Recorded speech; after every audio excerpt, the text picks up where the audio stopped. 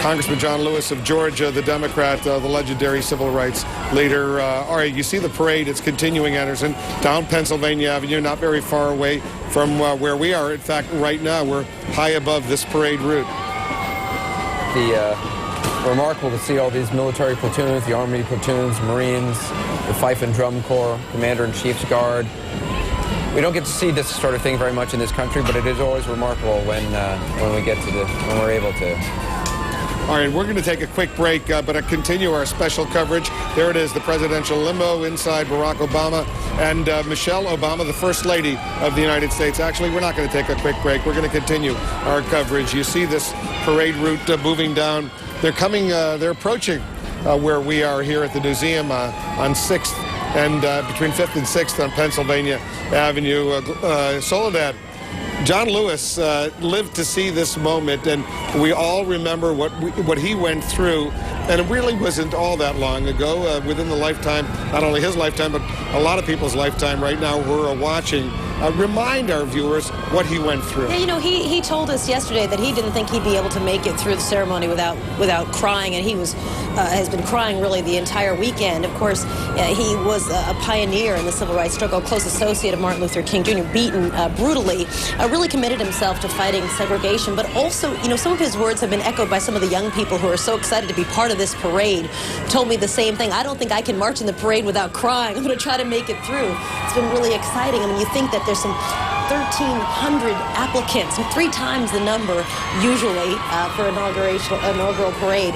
That's really exciting. So it's a nice connection between the past and the present, the young people who are out here today and all these marching bands, and some of the old-timers who've had a chance to really remind the younger people of their history, because I think a lot of people forget who these civil rights icons are. Don Lemon is one of those young-timers, the generation born well after John Lewis was beaten and Dr. Martin Luther King delivered that I Have a Dream speech. But you're living through, you're enjoying the benefits of what they did. Absolutely. And any African American who has succeeded in this country and society, we, do it on the backs of those people who have done that. I just want to read, Wolf, an email from a viewer. It's very quick.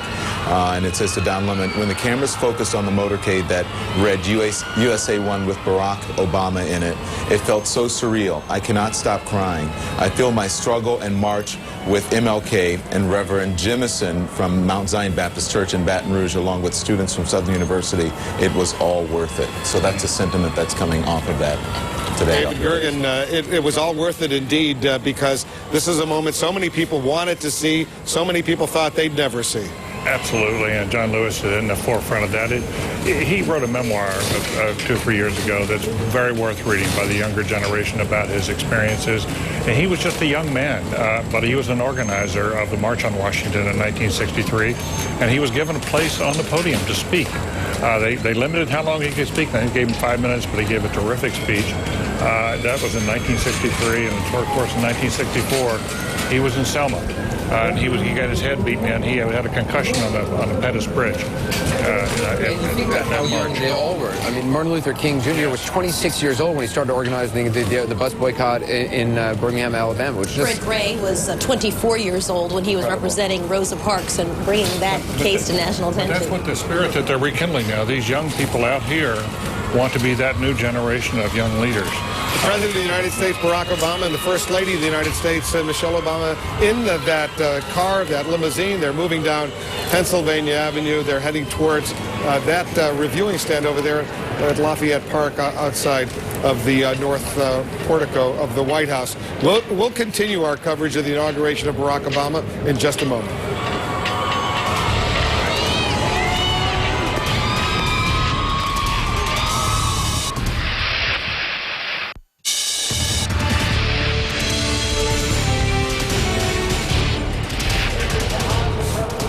All right, the parade is now moving down Pennsylvania Avenue, not far from where we are, making its way over to the White House. The President of the United States in that limo, surrounded by U.S. Secret Service agents. They're making sure that everything is safe and sound as it is. This has been a remarkably calm and peaceful day, even though millions have come to Washington to honor this new President of the United States. Tom Foreman is going to show us the route that the president and the parade, the motorcade, are taking right now, and you'll better understand what's going on at the bottom of your screens. Hi, Wolf. When you look at the map right now, they're right at the corner of Constitution in Pennsylvania right now. The blue dot right there is this parade. The whole route, this yellow line from the Capitol to the White House over here, is only about 1.5 miles, but it will feel like an eternity. It could take up to 2 hours to do the entire length. Along this way is where you'll see many members of the public. They'll come to our location where you are, Wolf, at the museum shortly. They'll come on down closer to the middle of town here, where they will turn and they will head right up here to the edge of the south lawn of the White House. This gets very tight in this area. Lots of people getting in that last moment of watching the parade. Then they'll come up and turn right in front of the White House. And there, that last little stretch is where they'll come to that official reviewing stand that we've seen many times. That's where the president will get off, and he will get into the reviewing stand to watch the remainder of the parade. And there are dignitaries there right now watching the parade coming, eagerly awaiting for his arrival. Wolf? All right, thanks very much, Tom. There it is, Anderson. The presidential limo moving slowly, very slowly down Pennsylvania Avenue. And everyone is wondering, as they watch this limo go forward, when will the President of the United States decide to go outside with the First Lady and wave to all those people who have gathered and have come to Washington, D.C.? For the folks who are waiting for this and have been waiting for many hours, it is moving too slowly. For the folks who the president is just passing by, it is probably moving too fast. They want to try to savor the moments they can seeing Barack Obama, President Obama, for the first time he's riding in this vehicle as President of the United States. We're joined now by a special guest. The Reverend Jesse Jackson has come up here to join us. Welcome, Reverend Jackson. Dotson one, much faster. That's right. How do you feel about what's going on in our country? This is a seminal moment. There is abounding joy. There are those who feel achievement, those who feel accomplishment, those who feel redemption, and all these emotions are converging. And yet today I thought in his address that he was warning us that while it's high noon in our politics, it's midnight in our economy. And therefore some measure of sacrifice and time and effectiveness must be given time to take place. I thought he kind of balanced it off. You can see through the windows of that presidential limousine, the president and the first lady, they're waving as they go by. They got those broad smiles, which is totally understandable that they've reached this moment, a dramatic moment in our history. Did you break down, Reverend Jackson, and cry a little bit when he became president? If I were to cry, my eyes would have turned icicles, so my heart bled instead. It was, to me, I was listening to him speak, and I could not help but think about the journey to get there. And it is that journey that makes this such a huge moment for America and for the world. I mean, people today in France and England and Africa, people invest so much hope in President Barack Obama. And because our economic crisis is so severe, we've not seen the bottom of it yet. And because wars are breaking out like epidemics, he's going to need all of that trust in his bank, in his trust bank, to pull together the coalition to make it happen. And so a lot is invested in him, and I think that together we're equal to the task. He needs to not come in, he comes in with a down economy, but he comes in with a banking with will that's almost unparalleled. The expectations, as you know, are enormous right now, and he's got a full plate of the most important issues awaiting him. Not just tomorrow, today, right now. Well, national security issues, a horrible economic situation. Can he deliver? Well, that's why I said, Chicago, November 4th was the engagement. The day was a big wedding, and then the marriage has begun. But needs enough of honeymoon to get his house in order. But I'm convinced that Democrats and Republicans, we have a shared interest in reviving our economy. This does take us above partisanship, at least for a moment. We have a shared interest in this India-Pakistan tension, both the nuclear weapons. The Gaza crisis is upon us. And so I think that because of all of this, he has some time. Stand by, Reverend Jackson. We're going to continue our coverage. The inauguration of President Barack Obama will resume right after this.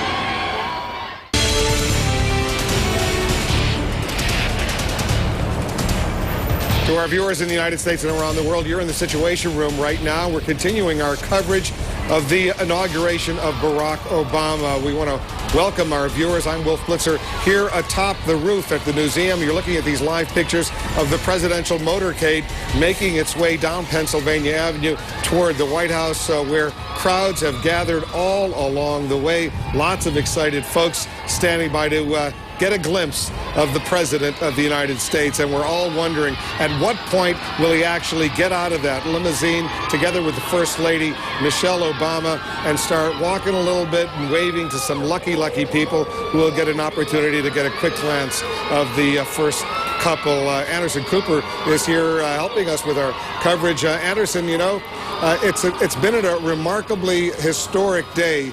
A little bit tempered, at least right now, by the breaking news that we've been covering that Senator Ted Kennedy apparently had a seizure in the middle of that luncheon up on Capitol Hill and was rushed to a local hospital. That happened about an hour and a half ago. We're trying to get an update on his condition. His seizure was said to be rather lengthy. Even he was seizing as he was taken away in a wheelchair. But Senator Orrin Hatch, a close friend of his, though he is a conservative, and of course Senator Kennedy is a liberal Democrat.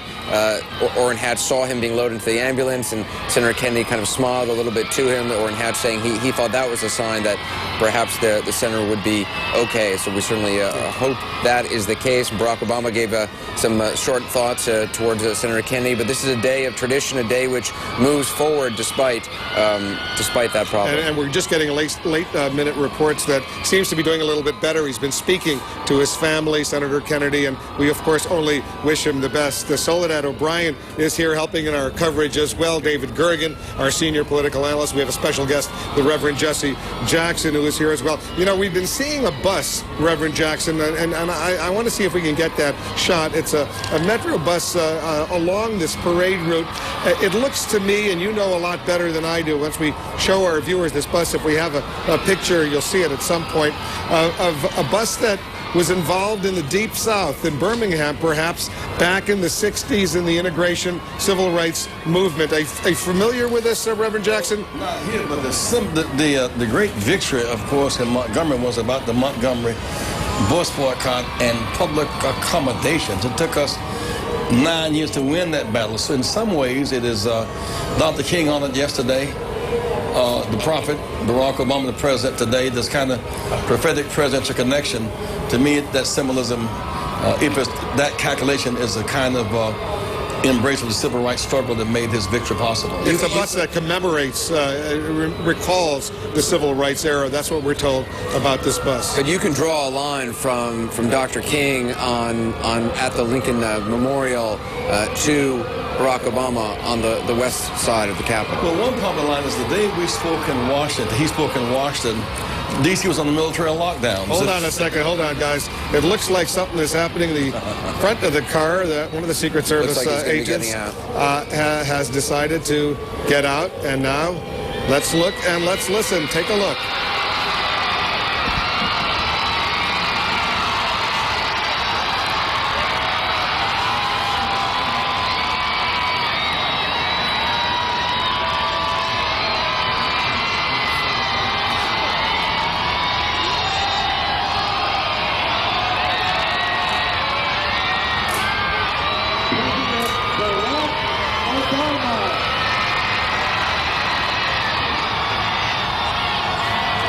Candy Crowley is there. She's right on the parade route.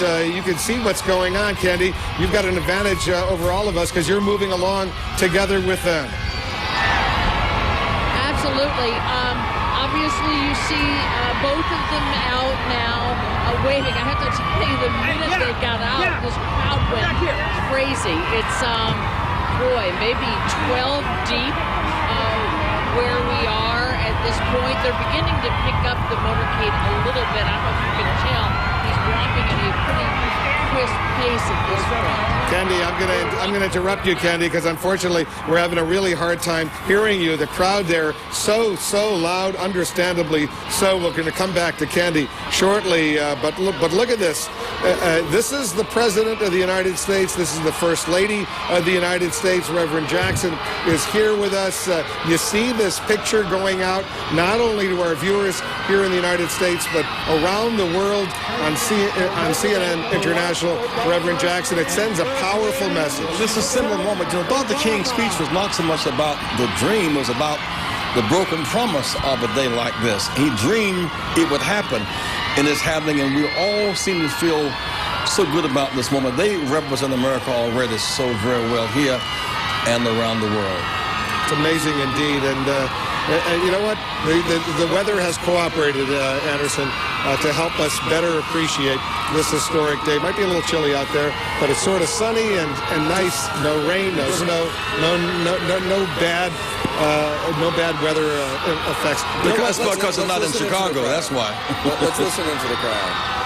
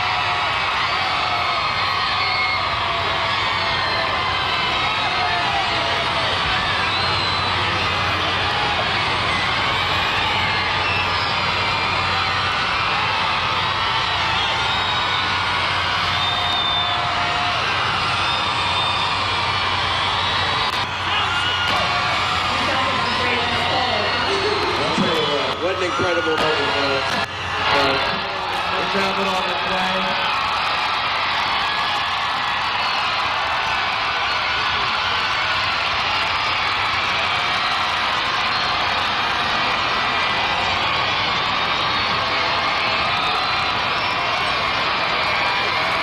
Rushed him to the hospital. President Obama, First Lady Michelle Obama, there looks like they're getting ready to go back inside that limousine. They walked a few blocks. I assume he had pretty comfortable shoes, although Soledad O'Brien, she's walking in those heels. May not be all that easy walking down Pennsylvania. Feeling a thing but joy, even in high heels, to be waving to those crowds. But I'll tell you, David Gergen let out a giant sigh of relief when they got back in the car and Reverend Jackson clapped. You were very anxious. I must tell you, I thought that took a lot of courage for the two of them to do that. The Secret Service cannot provide 100% protection in a situation like that. 7 minutes and 20 seconds. My sense was that they were walking, a considerable part of that walk was among federal buildings, where they do have a lockdown. But not necessarily on both sides of Pennsylvania Avenue. On one side, there are federal buildings. I'm pretty familiar with that area. On the other side, a lot of office buildings. I mean, while there are these adoring crowds, there are others who are really angry and who are frightened. Their fears are unfounded, and there's no basis for the anger, but they are that way. And we have such a history of violence. Just watching that, you felt concerned. Yeah, we should be risk on the side of caution. He now is the single most powerful, visible man on earth. And so a few waves are very risky in that kind of exposure. Well, you can't talk about hope and looking forward and the promise of a nation and not get out of the vehicle. You have to get out of the vehicle, and he did for much longer than I thought he would. And you know what? He's now the President of the United States. The Secret Service will give him recommendations. They'll give him advice. But in the end, the decision is his.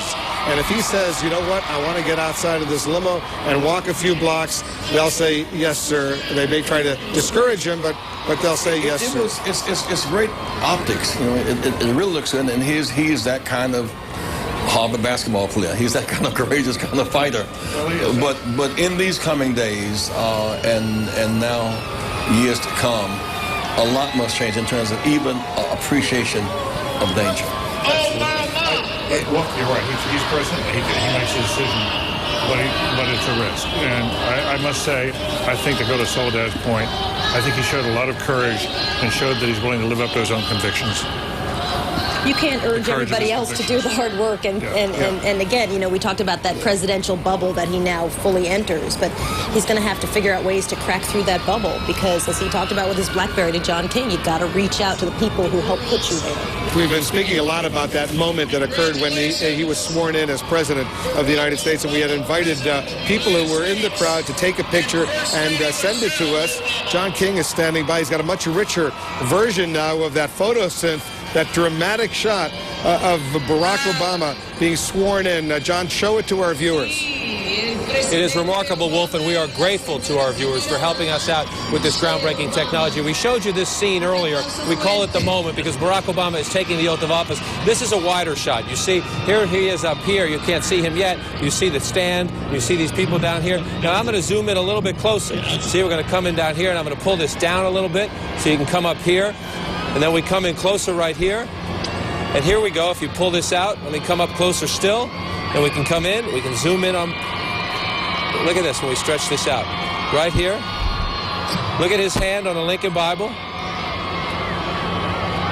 Right here, the hand on the Lincoln Bible. Barack Obama's hand raised up. He's taking the oath of office. He is the 44th president of the United States at this point. A magical moment in the history of the country. And we've been talking today also about a troublesome moment. Senator Kennedy being taken away from that luncheon with a seizure. Well, look at this. Look just over the president's shoulder and the family's shoulder. Here's Michelle Obama. Here's the Speaker of the House. This is Senator Kennedy right here in the photos. And if you move around, remember, this is a collage of hundreds, even thousands of photos have come in now. You see Senator Kennedy smiling here when we click to another photo. If I touch over here, you'll see him again over the shoulder. You see a different expression. This is the senator's son, Congressman Patrick Kennedy here.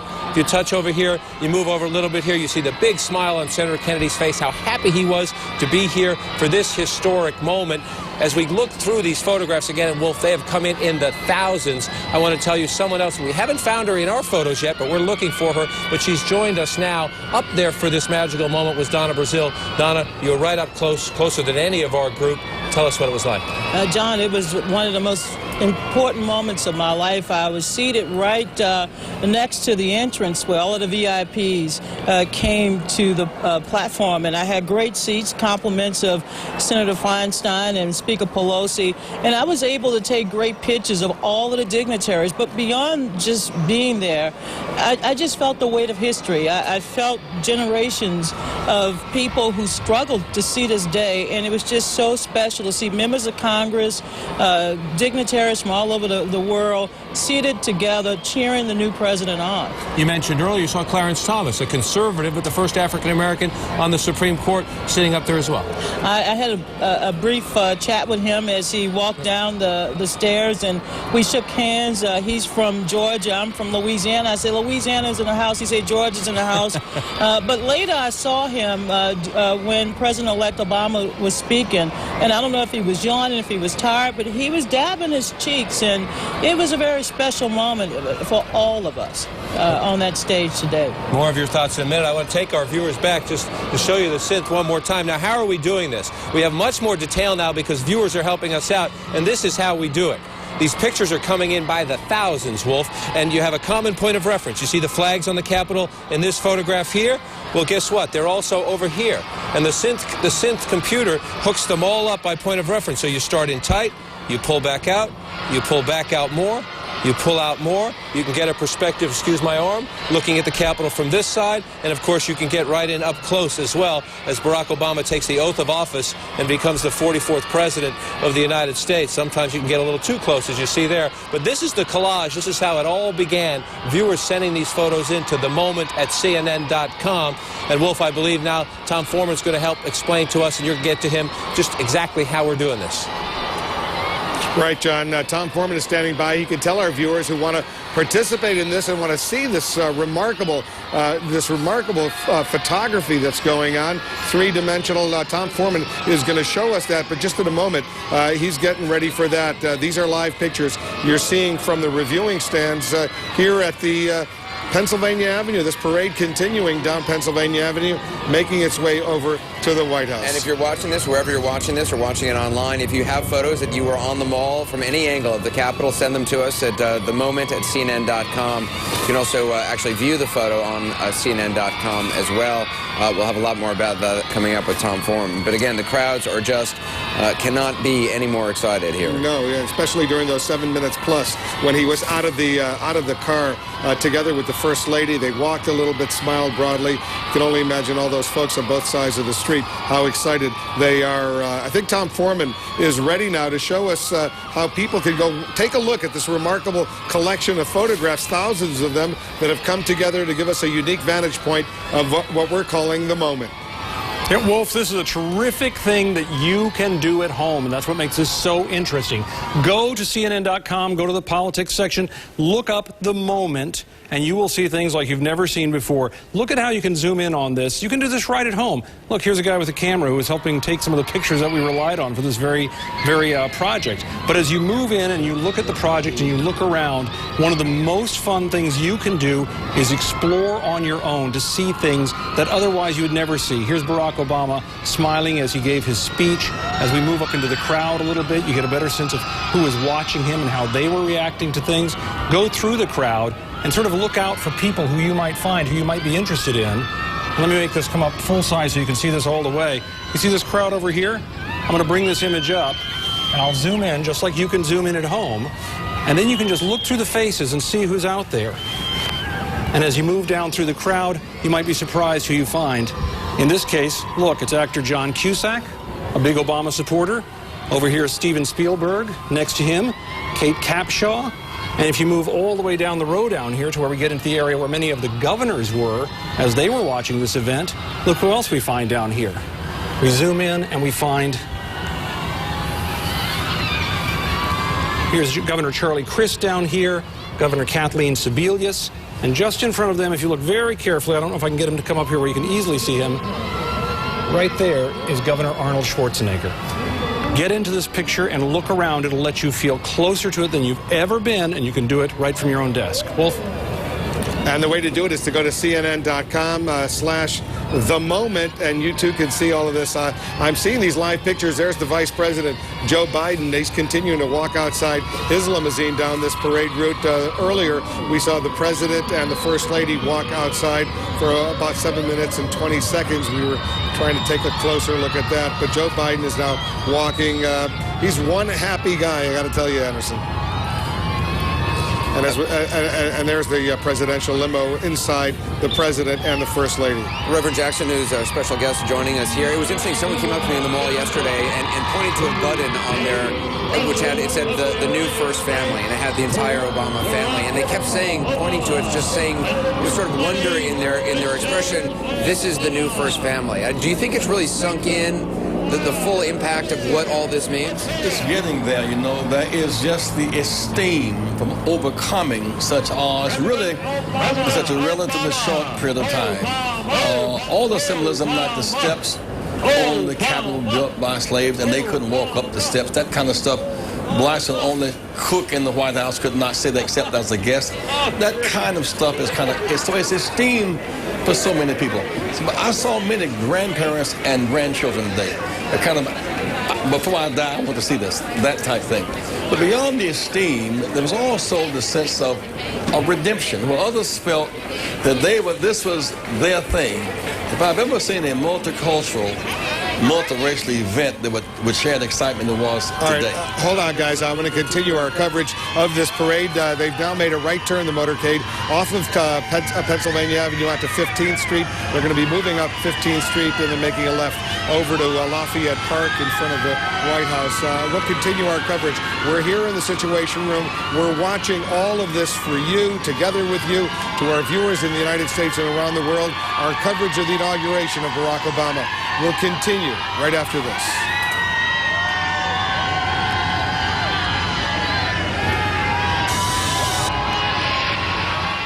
Joe Biden.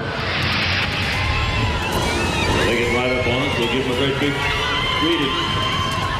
We're back here in the Situation Room. We're monitoring what's going on Pennsylvania Avenue as the motorcade continues its way toward the White House. The President of the United States and the First Lady, they got out a little while ago, walked a bit. We're waiting to see if they get out of that limousine once again before they get to the reviewing stand at Lafayette Park outside the north portico of the White House. If they do, you can imagine, Anderson Cooper, how excited that crowd is going to be. It was interesting to see both the President and Vice President getting out of their limousines at the same time. I was a little bit surprised at that they would both allow them out at the same moment. I was really surprised about that. It kind of makes you a little nervous, and I was particularly surprised that Joe Biden kind of just popped out of his Well, I was surprised when Barack Obama and Michelle got back into the car that the Bidens didn't get back in. Kept on walking.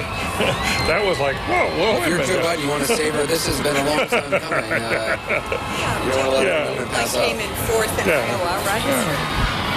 If you see that limousine, you see the license plate USA 1. All right, they're opening the door once again. You know what that means. We've seen this before.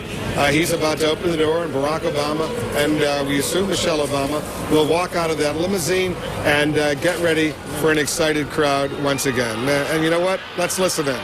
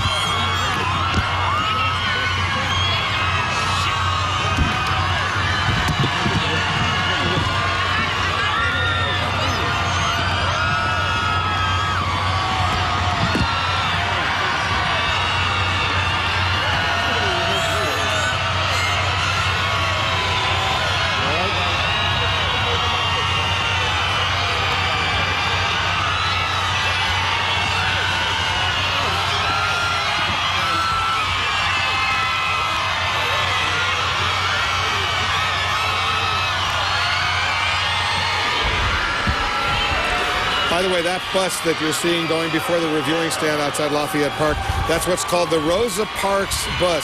It's a bus commemorating Rosa Parks' refusal to give up her seat on a city bus in Birmingham, Alabama, back in 1955. That bus recreated here, restored for this special event. It's a 1957 Maryland Transit Administration GMC bus. Was donated to Metro in 1990, restored for Metro's 30th anniversary here in Washington in 2003. And it's appropriate that that bus is here in this parade on this day. Donna Brazil, when you see that bus and you see Barack and Michelle Obama, the president and the First Lady of the United States, I suppose you're getting rather emotional. When you're seated behind John Lewis and you're staring at Dorothy Height and you see Martin Luther King III and Christine Ferris and so many icons of the civil rights movement, it was an incredible experience to share the platform with them this morning. They were all weeping. And when Reverend Joseph Eccles Lowry, Dr. Lowry, gave the benediction and began to recite parts of the Black National Anthem, people just openly wept and cried because finally there's one America, there's one story, there's one narrative. And I think today represents that long struggle, that journey that took place for centuries of a people who just wanted to be free and be American. It's really an amazing sight how happy they are and how happy millions and millions of people around the country are, and indeed around the world. Donna, when you look back on the improbable route that Barack Obama took to this day, what's the most dramatic moment that you bring back? Because it was only a few years ago he was a state senator, then a very, very junior senator from Illinois. Well, I think in looking back at his journey, Barack Obama, decided early on in life that he wanted to serve, that he wanted to be part of the future. And he made a decision that he wanted to help lift people up, inspire them to help themselves. And I think from the moment he made that decision after leaving college, before entering law school, that he wanted to be part of a larger dream, that moment led us to this day. This was an incredible campaign, as you well recall, because Barack Obama inspired a new generation to serve. He also called upon the American people to come together. And today, in listening to his inaugural address, what I heard the president say to us is that this is our moment, this is our time, and that as we face the many grave challenges, we must do it as one people. You know, David Gergen, as Donna speaks, I'm reminded of some of the words he used not only today, but on Sunday when he went to the Lincoln Memorial. It was just an all-powerful reflection of Dr. Martin Luther King Jr., the national holiday we all celebrated yesterday, culminating with this swearing-in ceremony today. I think one of the things, Wolf, that has characterized him, and it's so unusual for a political leader, is the consistency of his message. One of the major turning points in his political life actually came at the Democratic Convention in 2004. And essentially, that catapulted him onto the national stage. Everyone suddenly became aware he was not only running for the Senate, but this was a star. It was a rising star. And the message he had in 2004 is the same message he now had today in this inaugural address. Unity. About being one nation, Unity. one people. We're not a red America, we're not a blue America, we're the United States of America. And earlier, you talked about how it wasn't a speech that sort of reached high, didn't soar, and I know Jeff Toobin felt it was a little bit disappointing, but I think that he did what he had to do in terms of reaching every single person, yes, underscoring as many experiences that are American experiences, even though we all at some point have come from somewhere else. He managed to make that message, and you're right, there's not a quotable line, I think, but it's that patchwork quilt he talked about. But he clearly reaches people. Yeah, look at the people on this road. Connected, right, it's connected. But it's not quotable. It's also this notion that you didn't have to soar rhetorically above the moment because the moment was so great in and of itself. Jeff Toobin and Suzanne Malveaux are down by Lafayette Park where the first family has just walked by. We can hear, Jeff and Suzanne, the crowds. Did anyone anticipate they would actually be walking this long? I'm sorry, it's pretty noisy. Can you try again? That's all right. Don't worry about it. It is obviously... I think they're pretty excited over at Lafayette Park. The President of the United States, the First Lady, the Vice President, and Jill Biden, they're all out there. They're getting ready to go into that reviewing stand. Jeff Toobin and Suzanne Malveaux are right across the street from that reviewing stand, but they're now going back into that limo and then first. They're going to drive around to the back of the reviewing stand, which they've already passed by, and then they'll take their places where they'll review the rest of the parade. And where we are, the museum, the parade has already well underway. A number of marching bands are passing by here around near closer to the Capitol. So the First Family will have an awful lot of groups to watch, some 10 to 13,000 people taking part in this parade, 90 different groups from all around the country. And these, a lot of them are young kids who have worked really, really hard to be able to come to Washington. They've raised a lot of money to do so. Hasn't been easy. There it is, the motorcade, USA 1. Jill Biden and Joe Biden, they're still outside. They're continuing to walk as this motorcade makes its way over to the White House. They'll be going into that reviewing stand. And then all of these performers, all of these bands, and all of these groups will have a chance to entertain the new president, the new First Lady, the new Vice President, and Jill Biden herself, Gloria Borger. I was thinking as they're walking down the Pennsylvania Avenue, this is the last time that they're going to be able to walk down Pennsylvania Avenue for a long time because they're about to go into that gilded cage David spoke about. And they've just made that left turn off of Pennsylvania Avenue onto 17th Street. They're going to go back through the south lawn of the White House. Then they'll walk outside to the reviewing stand. They might go through the Oval Office as he goes from the south side of the White House to the north side of the White House. All right, our special coverage of the inauguration of Barack Obama, the new president of the United States, will continue here in the Situation Room right after this.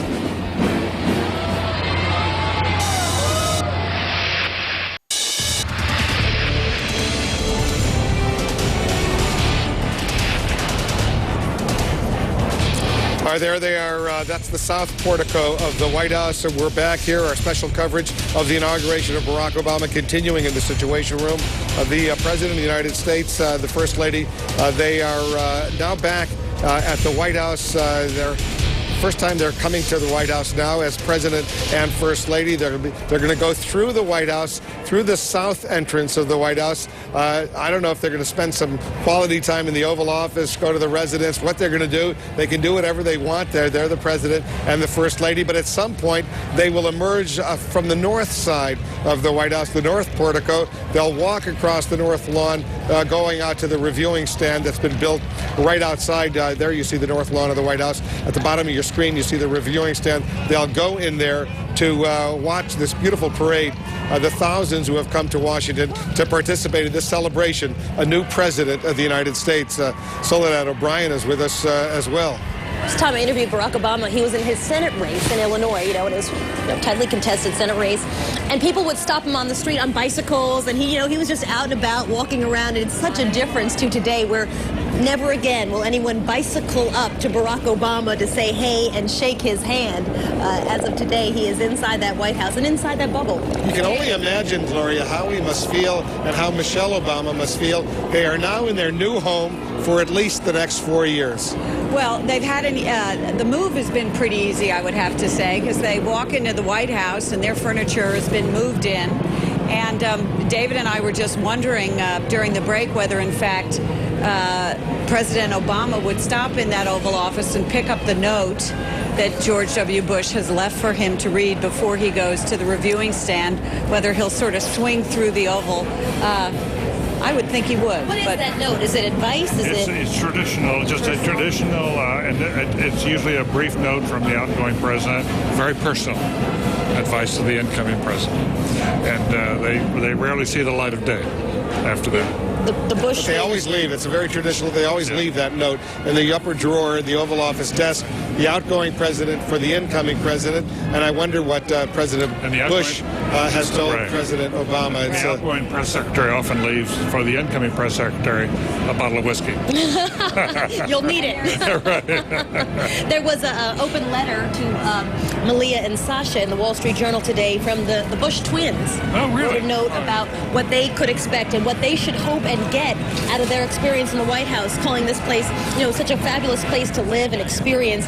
And at the end, they say, basically the gist is have fun and remember who your father really is, not what other people tell you he is. And of course, they took Sasha and Malia on a tour of the White House. I thought it was interesting, David, that twice the president and the first lady got out of the limousine to walk a bit. I know you were worried both times when they did so, and you must be relieved that they're now in the warmth and security of the White House itself. I am relieved. The Secret Service is extremely relieved. So far, this has gone without a hitch from their point of view. And Wolf, it was always expected, that last part, that they would walk, because that's a much easier place to protect. You've got essentially the Treasury Building on the left, and then you've got the White House grounds on the left, and you've got Lafayette Park on the right. And it makes it much, much simpler to protect. You just don't have many fewer opportunities for someone who may want to do him harm. I guess we're waiting to see who's going to come out of that door at some point. I assume we're waiting to see the president and the first lady emerge to walk over to the reviewing stand at Lafayette Park, right outside the north lawn of the White House, and make their way over there. We'll see them at some point. They're considerably behind schedule, and it's the sun's going to go down pretty quickly now. So a lot of this parade that we're about to see will be done in darkness.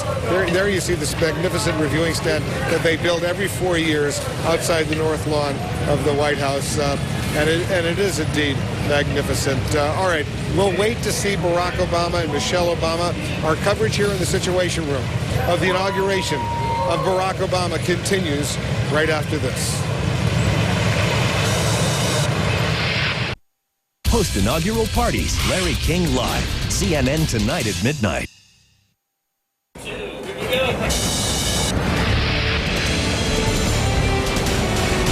Welcome back. You're looking at live pictures of the White House. We anticipate the President of the United States will be walking out of the White House, the north side of the White House, heading over to the reviewing stand to watch this parade. We want to welcome our viewers in the United States and around the world. I'm Wolf Blitzer. You're in the Situation Room on this historic day, and a day that has seen a new president of the United States sworn in, a day where Barack Obama spent some time not only at a luncheon on Capitol Hill, but then making his way over to the White House and getting ready to watch this parade unfold. Soledad O'Brien is here with me as we watch and we wait to see the president and the first lady. They're getting ready to go out of the White House. They're freshening up a little bit after what's been an exciting day already, and we hope to see live pictures of them emerge from that door right there. I have to tell you, I've seen a lot of these inaugural events over the years. I know David Gergen has, Gloria Borger has as well. This time it's different, and it's not just because Barack Obama is the first African-American who's president, but it's different for some other reasons as well. I think Colin Powell actually hit the nail on the head when he was talking to Wolf, when he said, it's a new generation also. And while we've been talking a lot about the fact that Barack Obama is African-American, there is a lot to talk about. Generationally, he's very different.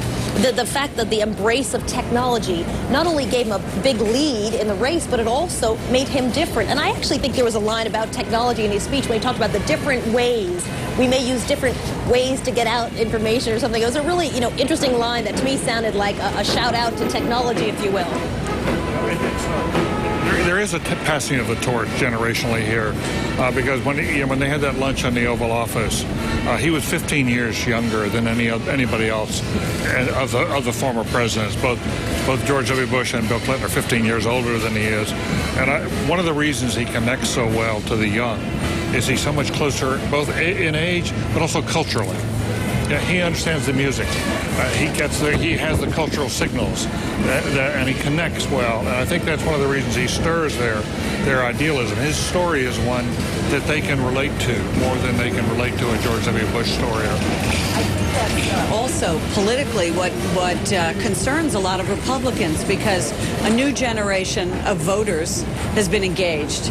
And very often where you vote the first time is where you end up voting 20 years from now. And I think that that Republicans are concerned that, in fact, he's engaged a whole new generation of Democrats here. It was Tom Foreman who said that the website is up already and already has streaming video. I mean, it's it's a good website. It's a different website. I mean, I suspect that the crowd going to that White House website, the traffic will increase dramatically now that it's President Barack Obama's website at the White House as opposed to President Bush's website at the White House. Right, and it'll be interesting to watch the next 2 or 3 days as they start making hard decisions, whether it's about Iraq or about the economy or about stem cell research, how they use that website to communicate and to govern and to keep this coalition moving. The line from his speech, Wolf, is our challenges may be new. The instruments with which we meet them may be new. Right. You know, new instruments, new ways of communicating and dealing with, and old values is the next part of that speech. But it's also, in a way, Reagan-esque. I mean, Reagan did it differently, but he went over the heads of Congress to the American people, spoke directly to the American people. Obama will do that too, but in a very different way, using technology. But Wolf was interesting. Gloria was just reporting in that how reality is intruding this afternoon with the stock market. Down 365 points. Reality doesn't wait on inaugurations. That's the reviewing stand on the north side of the White House, across the street from Lafayette Park here in Washington. You can see the little pool there. At some point, the President and First Lady will walk out of that door. You saw an honor guard and a path that has been created on the north lawn for them to walk. There it is right there. You see the blue carpeting that has been set there on the north lawn of the White House. They'll walk down there to the reviewing stand. They'll take a seat inside that glass-protected area, and then have a front row seat to all these participants, 10 to 13,000 of them who have come to Washington to participate and to celebrate this new president of the United States. Once the president is in that reviewing stand, those seats that you see still empty, I'm sure they will all fill up with his invited guests in that reviewing stand right there. That's a beautiful scene indeed. Well, we don't have any cameras by the West Wing, do we? We can't see if he's in that Oval Office. No, we have no cameras inside. We have cameras all over the White House outside, but we don't have cameras, unfortunately, inside. We don't know what he's doing, but at some point, maybe we'll get a little briefing from the White House Press Secretary Robert Gibbs. Accessibility, maybe CNN can just put a camera in the Oval Office. No, CNN's good, but not necessarily all that good. We're going to continue. We're also getting word of a sad story that we were covering earlier in the day. Senator Ted Kennedy of Massachusetts, unfortunately, took ill. We don't know if it was a seizure, what it was, but he was rushed to a local hospital at that luncheon. He had come up to Capitol Hill to celebrate Barack Obama's inauguration.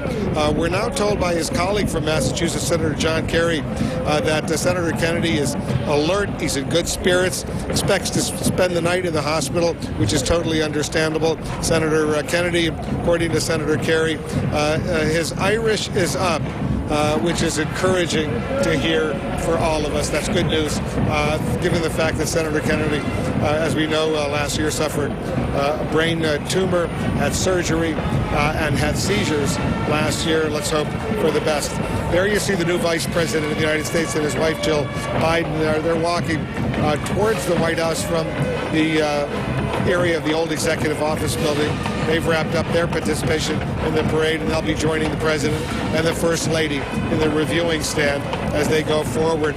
I can only imagine, David, what Joe Biden is thinking right now. He's been in Washington for 35 years or so, and now he's the Vice President of the United States. Well, you know, there was a moment when one wondered whether he really wanted to do this, but he's clearly loving it. I mean, he almost has a Teddy Roosevelt kind of quality. He's bouncing around today. He's got this huge grin on his face. He's enjoying every moment of this. You know why? He doesn't have to commute anymore.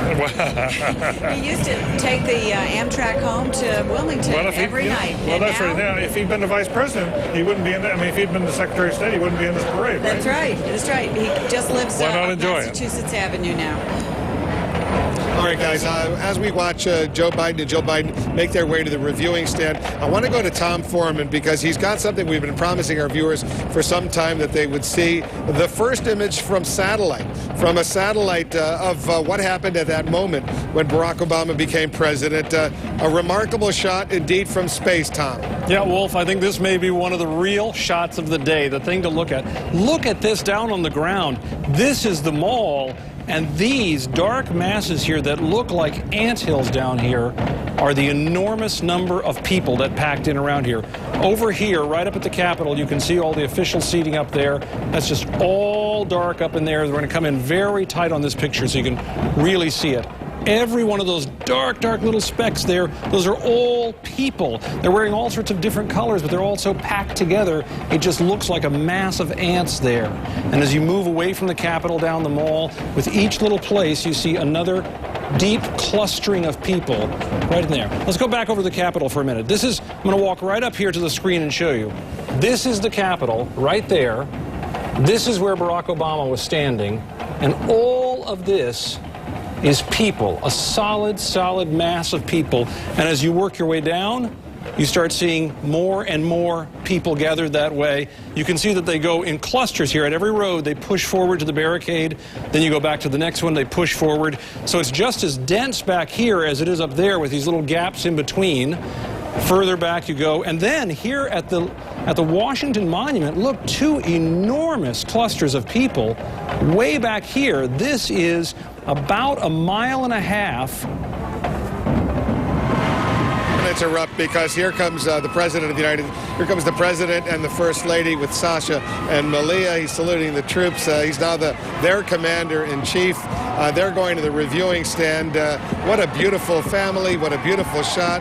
You take a look at those sweet little girls, Soledad, and you say to yourself, the country now has a new first family. Oh, the country now has little girls to watch grow up. What a wonderful thing, I think, for us as a nation to get to experience the White House and all the great stuff about politics that sometimes the folks who are battling it out on Capitol Hill don't really get to experience. We'll get to see all that through their eyes. I think that'll be a really wonderful experience. And to see them grow up. I mean, what's better than watching a 7-year-old and a 10-year-old become young ladies? That'll be really fun, a real treat. And my kids, and I know so many others. All right, let's see if we can hear what they're saying.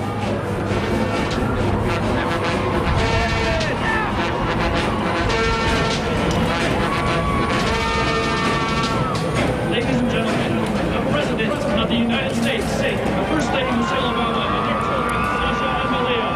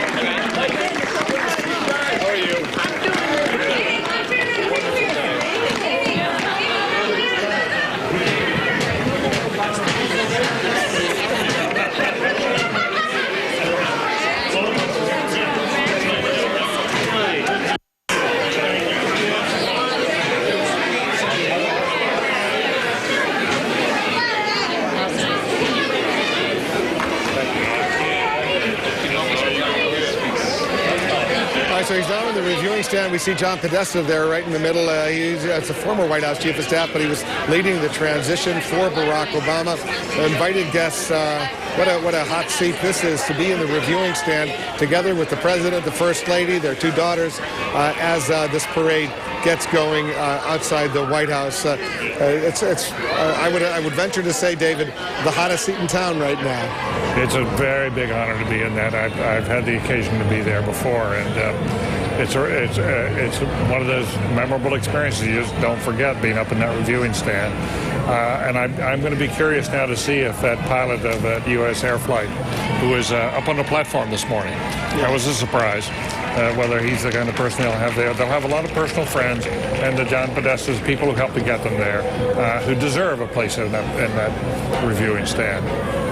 Gloria, they worked hard to reach this moment, and they're finally there. Yeah, and I think a lot of people who helped him get to this moment are going to be in that reviewing stand. And, of course, you see the vice president over there. And I just keep thinking how different it's going to be to have children, young children in the White House. And we talk about the president living in a bubble. Well, kids keep you out of a bubble a lot of the time, and I think that's going to be so useful. You know what's been nice to see when that big roar went up and cheer went up, you see the girls both break into big smiles, because that can be terrifying for a 7-year-old and a 10-year-old. That could be really scary, and their faces will reveal that. And instead, big grins. I mean, they are so excited and so happy, and it sort of makes your heart leap that they could really enjoy this experience too, because the spotlight's on them now. It really is. Some happy friends inside. We've got you there. There they are. You can see the daughters, the first family. They're having a little chat before some of the floats come, before some of those marching bands stop by to entertain the president. Let's listen in right now.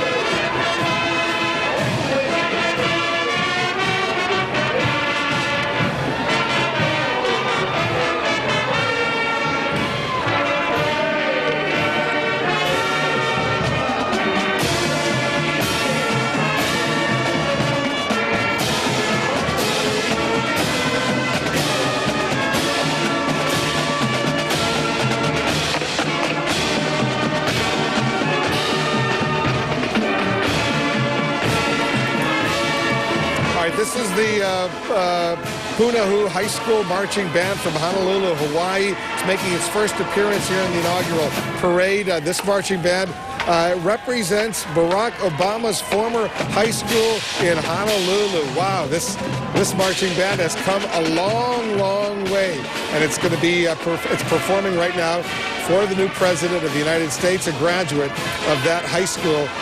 Gloria, wow. you were watching before, Wolf. It was clear he's enjoying. It's sort of a nice thing that band. both his high school is represented and also Michelle Obama's high school represented as well. This high school gave him one of his big starts in life. It was a first-rate educational institution, and he wasn't a very good student, but he went there, he got a lot more serious. They traveled almost 6,000 miles to get here to participate in this historic inaugural parade. There's 142 participants. They raised, obviously private money to do so. Founded in 1841, this high school is the largest independent kindergarten through 12th grade school in the nation. Wow, I didn't know that. Did you know that, David? Yeah, his mom, he was living in Indonesia, and his mom sent him back to live with his grandparents in Hawaii, partly so he could go to this school. And she wanted him to get a good American, get a good education, and she obviously loves it. He's getting into it. Yeah, totally. He's getting into it. This is now the Whitney Young Magnet High School that's coming from Chicago, from Hawaii, now to Chicago, his other home. This is the high school that's appearing in its first inaugural parade. The First Lady, Michelle Obama, is a 1984 graduate of Whitney M. Young Magnet High School. She went on from there to Princeton University and then the Harvard Law School. So this is her high school performing now. The young men and women are led by Senior Naval Science Instructor Lieutenant Gus and Naval Science Instructor Petty Officer Pierce. Their mascot, by the way, Soledad, the Whitney Young Dolphins. It's great to see the little kids with a symbol trying to... This is the Jesse White tumbling team. They've come from Chicago as well. They're making their third appearance in an inaugural parade. These guys are pretty good indeed. It should be a very nice performance for the new president, the new first lady. You say guys, but there are women there too. Pretty cool stuff. John King has got some more images from the moment that we're talking about, that satellite moment that we have. John, show us what we have now.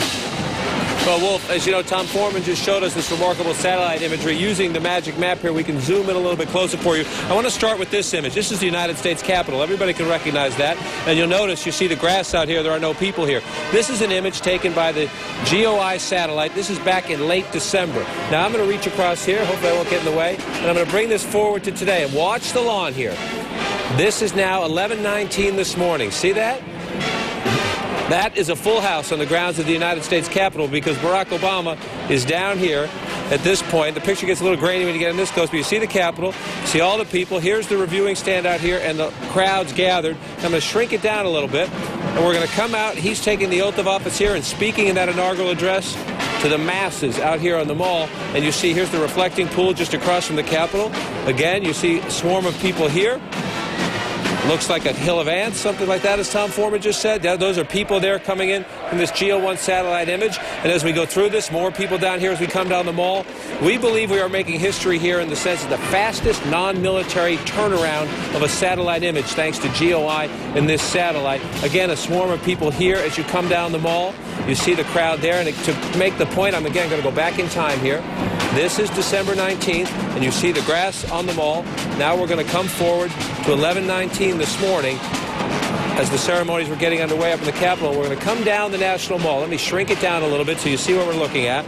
Here's the Capitol up here. Here's the National Mall. And here, of course, in the center is the Washington Monument. And Tom showed us these, but we're going to take a closer look. They look like ants swarming to a piece of sugar. Well, the Jumbotrons are down here. These are all the people around the Washington Monument. The television screens are around the edge here. And as you can see, they're all gathering in one place. Some barricades in places as well.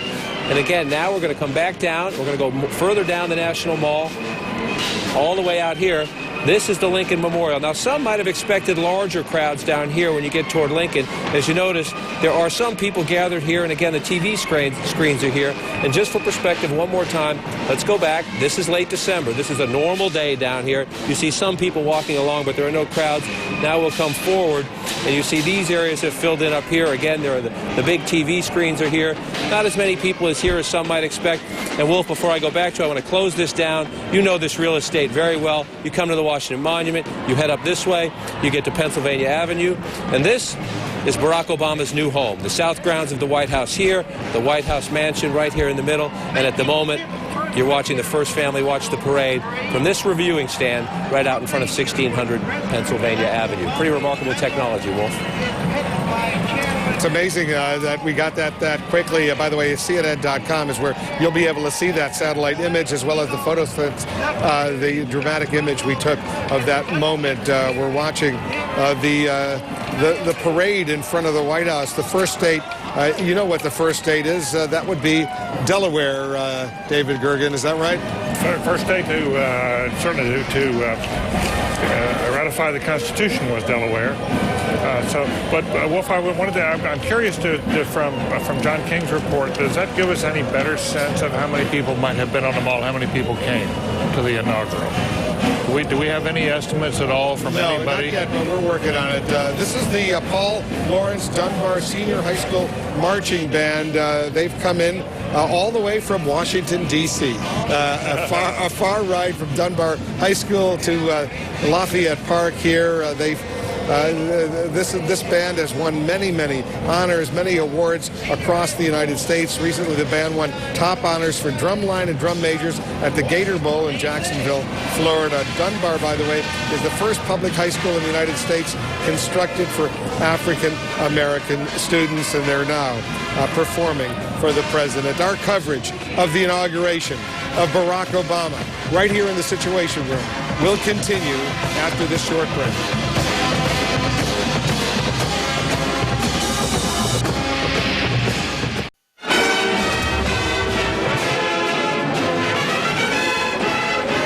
The parade continues here in Washington in front of the reviewing stand at Lafayette Park outside the White House.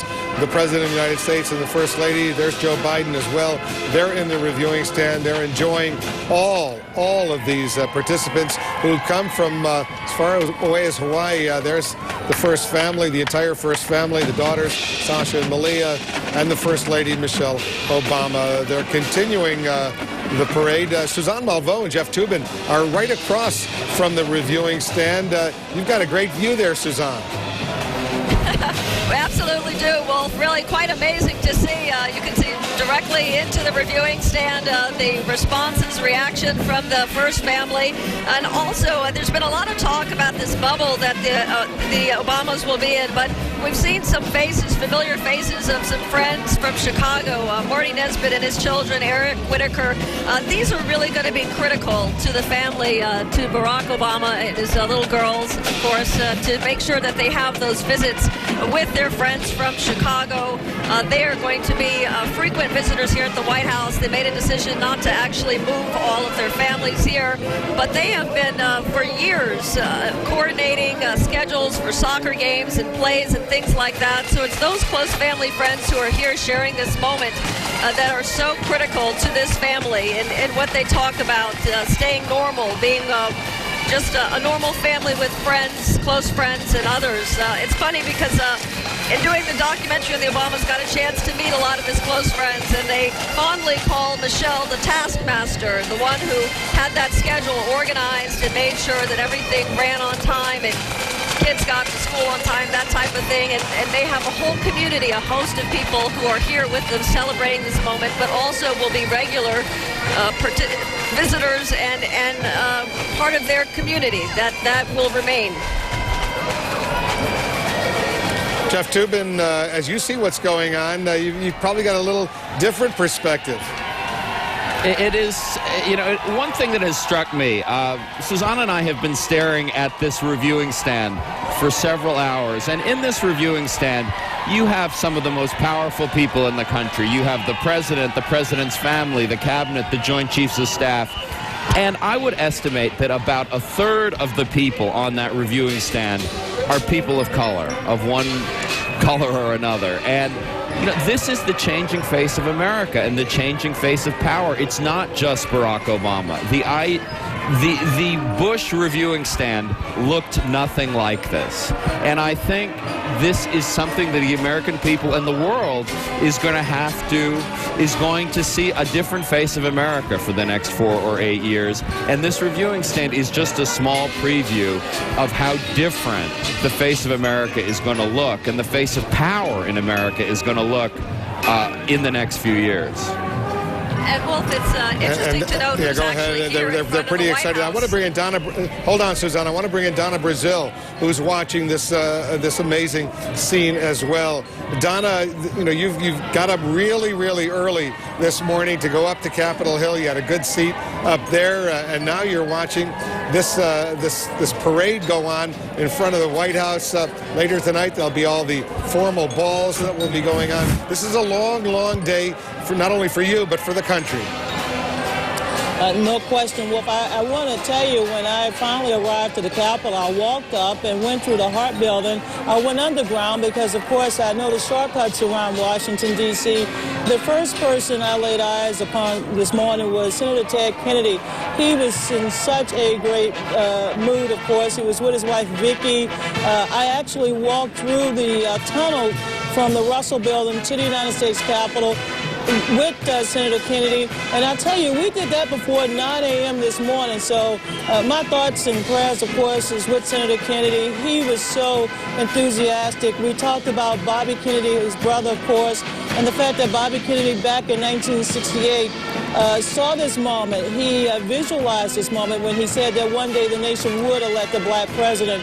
And he was so happy that I remembered that. So I just wanted to give a shout out to Ted Kennedy to wish him well and to hopefully get him back in the Senate tomorrow so he can confirm Senator Hillary Clinton. Thank you, Donna, for that.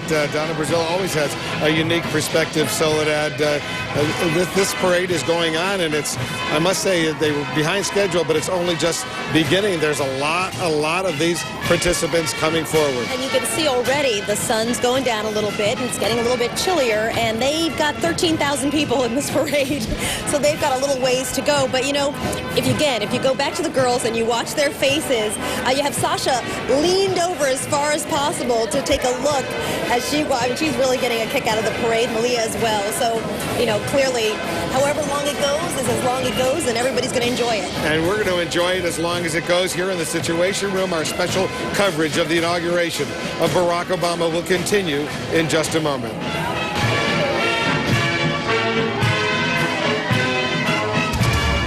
Coverage of the inauguration of Barack Obama is sponsored by ExxonMobil, taking on the world's toughest energy challenges. And by Sprint. Get more done with Nextel Direct Connect only on the Now Network. Go to CNN.com/44th President to watch highlights from the day's events. And send in iReports to share your thoughts on this historic inauguration. There you see the mall, the U.S. Capitol behind the Washington Monument. Very few people left on the National Mall. You see those Jumbotron screens. They're showing the parade, but most of the folks have actually left the National Mall area. They've tried to make their way, some of them at least, to get a glimpse of this parade that continues. It's maybe just, you know, not even halfway through by any means. The Vice President and Jill Biden are there. The President and the First Lady are there. The daughters are there as well. It continues, and the entertainment continues as the sun goes down in Washington, Soledad. Absolutely, and it's interesting for so many band members and others who came out. You know, they had to do fundraising, sometimes $50,000 to be able to get themselves here, put themselves up in hotels. And because of the large volumes of people that we've seen all day, some of these bands are staying 100, 120 miles away and had to bus in very early to make their morning call. This is the Delaware State float that you just saw. Saw the former senator from Delaware, Joe Biden, now the vice president. He's particularly proud of this float. The Delaware State float is a dramatic scroll presentation of the preamble to the United States Constitution. It's approximately 32 feet long, 10 feet wide, 16 feet high.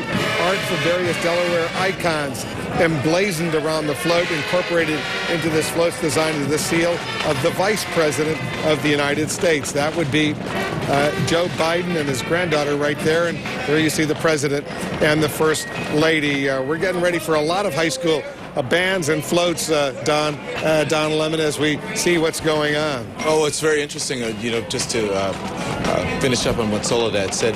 Getting the invitation to come to the parade was the easy part in some respects, because they had to raise so much money, and on some of these areas and schools with very limited funding and very limited budget. So once they got the invitation, they had to raise the money to get here and then stay hundreds and hundreds of miles away. So this is really quite a moment for them and quite an accomplishment. You know, we saw that Constitution, Delaware, that big giant scroll. I mean, think of the number of times that Barack Obama has referenced the Constitution, a Constitution that said African Americans were 3/5 of a human being. I mean, the references to the Constitution and sort of where the Constitution didn't quite serve every American, but could be changed and morphed for everybody, to represent everybody fully. Come back to it again, even in this inauguration parade. Now, this is something really special that's coming up right now, the Tuskegee Airmen and Comfort Carriages. And I want to explain what this is all about. The Comfort Carriages coming in. They're making their first appearance here at this inaugural parade. Their horse-drawn carriages have appeared in parades across the capital region in the greater Washington, D.C. area, including the George Washington Parade of Alexandria, Virginia. The carriages are carrying the Tuskegee Airmen. The Tuskegee Airmen, as many of our viewers no doubt will remember, the nation's first group of African-American military airmen who flew with distinction during World War II as the 332nd Fighter Group of the U.S. Army Air Corps. They're marching in this, the 56th inaugural parade. 10 men will represent the group that are greatly influenced the integration of the United States military. Members of the Tuskegee Airmen marched in President Harry Truman's inaugural parade back in 1949. 2007, the group was collectively awarded the Congressional Medal of Honor. And I'm happy to let our viewers know that many of those survived, the Tuskegee Airmen. They've been invited here as the president's guests, including the father of Frederica Whitfield, our own CNN anchor, and she's here as a guest as well. Don, this is very exciting stuff. Who know the history of segregation and integration in our country. I do, and we have a thing here called CNN Heroes, and they asked me who my hero was, and I said it was Mal Whitfield, who is Frederica Whitfield's father, because not only because of being a Tuskegee Airman, but his accomplishments in the Olympics as well, winning gold medals back in the 30s, and still alive and fortunate enough to still be around. You know, you look at the order of this parade today. Hawaii, never really number one. Delaware, small state, and the Tuskegee Airmen. All right, guys, hold on for a moment. We're going to continue to watch the First Family, the Vice President, and this parade. The coverage continuing here in the Situation Room. The inauguration of Barack Obama. What a day it's been. We'll have much more coverage.